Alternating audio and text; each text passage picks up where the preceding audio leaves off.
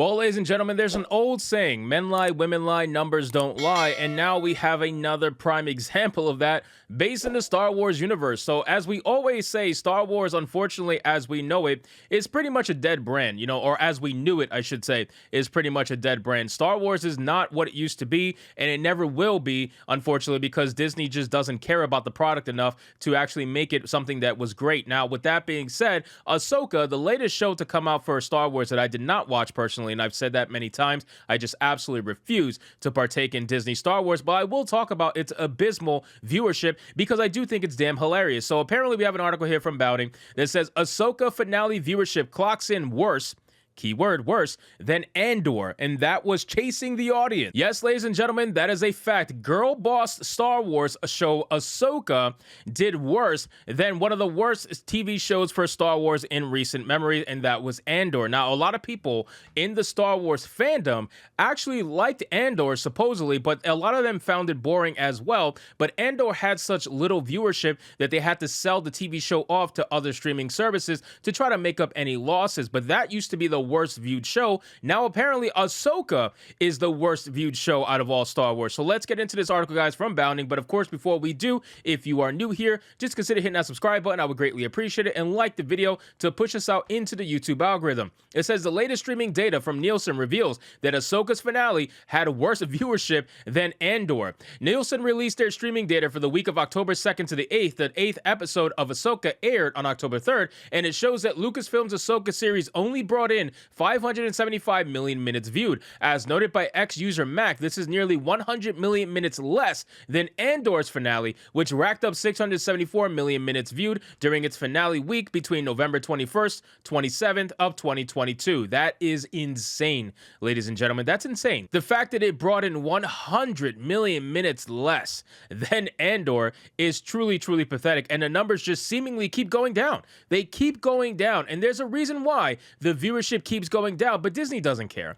We say this all the time. Disney doesn't care. They're never gonna care. Put a girl in it and make her gay. That's their motto, right? This is why South Park, the Pandaverse, is doing so well. It's because it's so on the nose. It just hit it on the nose 100%, the ideology that is running Disney right now, and this is a prime example of yet another failure that Disney is experiencing. It says, even if one does a simple calculation dividing total minutes by the runtime, Andor still outperforms Ahsoka. The season finale of Ahsoka had a runtime of 49 minutes. That would mean around 11.7 million people watched the season finale. As for Andor, its runtime clocked in at 57 minutes. That would mean 11.8 million people tuned in to the Andor season finale. However, this calculation is a little bit simplistic, and actual viewership is a lot more complicated. It's safe to assume that most viewers do not watch all the episodes. Disney Plus even allows viewers to skip a recap for the episodes. Episodes also include 5 to 10 minutes of credits at the end of each episode, and it's likely many viewers skip watching them. Obviously, that would mean viewership might actually be higher if you cut out that runtime.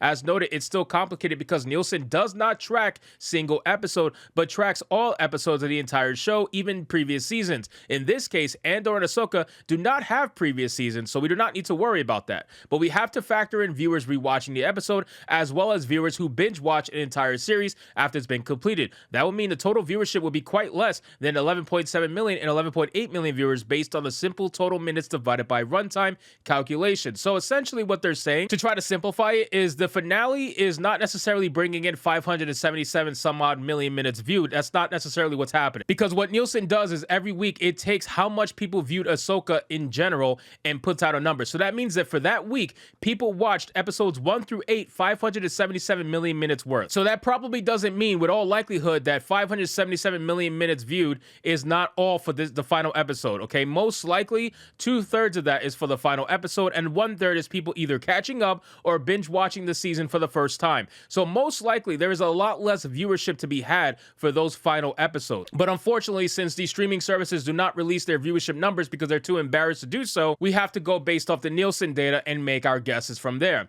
So it says it's nearly impossible to figure out what the exact numbers are given the way viewership is tracked, and that's likely done on purpose to obfuscate how poor viewership on streaming truly is. Well, we do have our comments from Andor creator Tony Gilroy, who admitted that the show's audience was not very robust. Gilroy informed Variety, "I think I was surprised. I thought the show would go the other way, that we would have this gigantic, instantaneous audience that would just be everywhere, But that it would take forever for non-Star Wars people or critics or my cohort of friends to get involved in the show. Well, that's when you messed up, because unfortunately for you, you guys abandoned the original Star Wars viewers. You guys literally told them that they're not welcome here, that if they don't like what's going on, they could basically kick rocks, and they did kick rocks, and now you're wondering where the hell everybody went. That's nobody else's fault other than your own.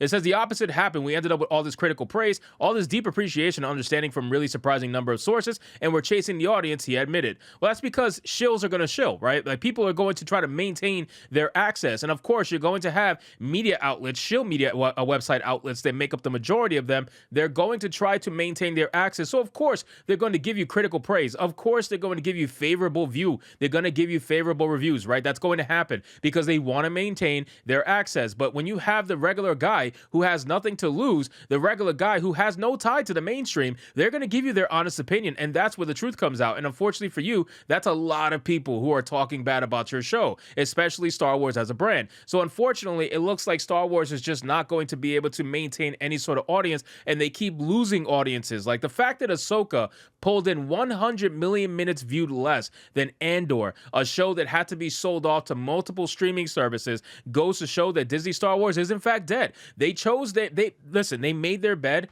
and they have to lie in it. That's essentially what they have to do. All this Star Wars stuff just doesn't sell that much anymore. If you can't even fund a lightsaber from one of the prominent characters in your TV show, guaranteed you're not quite as popular as you used to be anymore. Let's just be real. It's not happening. You think they would have trouble funding like Darth Vader's lightsaber back in the day? No, they would have no trouble. They wouldn't even need funding because they would know that they could sell the product and they would sell like hotcakes and they would make all their money back. So they wouldn't even need to go the funding route. The fact that you have to even go a fan funding route to get Reva's lightsaber funded and you still failed goes to show that you have nothing going for you anymore. Andor, Ahsoka, all these TV shows all lead to the same exact thing. I tell people this all the time, and this is where I have my disagreements with people like Wyatt and even Leon sometimes, and I say, like, all these shows will ultimately lead to the same thing that made you hate Star Wars in the first place, right? Everybody disliked the Mary Sue Ray, everybody disliked where the new sequels were going, and it's all gonna lead back to there. All these TV shows lead back to there. So even if